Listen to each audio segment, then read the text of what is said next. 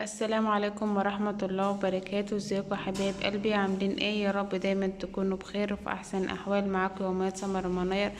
ما تنسونيش بقى يا حبايب قلبي تشتركوا معايا في القناة وتفعلوا الجرس عشان يوصلكوا كل جديد. النهارده بقى يا حبايب قلبي هعمل معاكم اللي هي خلطة تسمين البط، اللي هو البط السوداني او اي نوع من انواع البط. طبعا بقى يا حبايبي انا معايا زي ما انتم شايفين كده عيش ناشف وقطعته بالشكل ده كده، ومعايا برضو اللي هو الدش. عندك دش وسط عادي، عندك دش خشن برضو عادي مش مشكلة، بس الدش اللي انا بقلب بيه الدش اللي هو الوسط، اللي هو دش الذرة الاصفر زي ما انتم شايفين كده. ومعايا بقى ايه اللي هو الرجيع طبعا اللي هو طالع من اللي هو الرز الابيض، اللي هو الغلاف بتاع الرز الابيض زي ما انتم شايفين كده. وهقلب بقى ايه، هقلب كله ببعضه.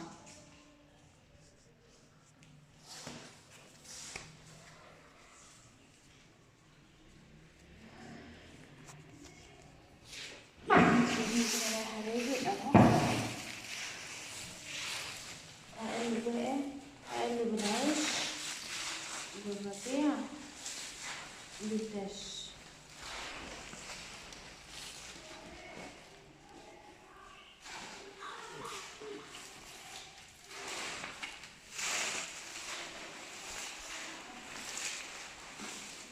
طبعا هو عندك ايه، دي عيش ايه وفرد عليا وكده، فطبعا بقى ايه بعمله بالهواء اللي هو البرد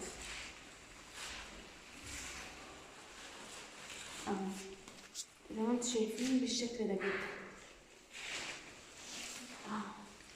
يفضل بقى عندك اسبوعين، يفضل عندك شهر بقى عادي، زي ما ايه حسب ايه العلب بتاعك انتي اهو.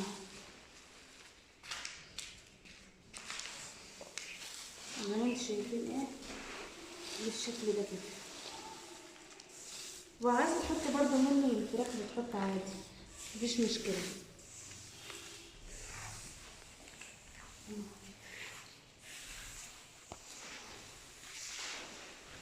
على ايه، على علف بقى اللي هو الايه اللي يبقى ده بواقي اكل من بتاعه البيت بقى اهو. ما شاء الله كده بقى ايه، تقلبي في ساعتها ايه البط كده اهو.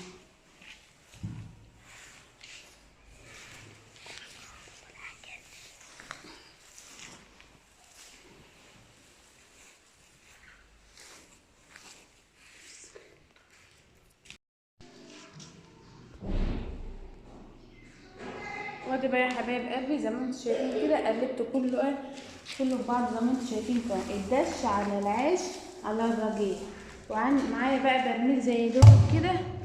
طبعا معايا برميل زي دول كده هعديه زي ما انتم شايفين كده اهو.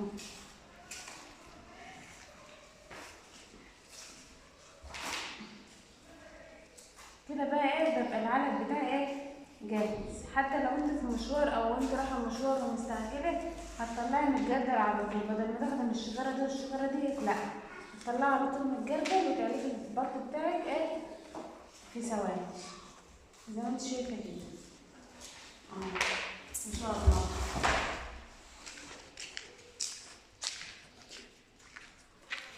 ما تنسونيش بقى يا حبايب قلبي تشتركوا معايا في القناه وتفعلوا الجرس عشان يوصلكوا كل جديد. حطوا لايكات كتير كتير قد الدنيا.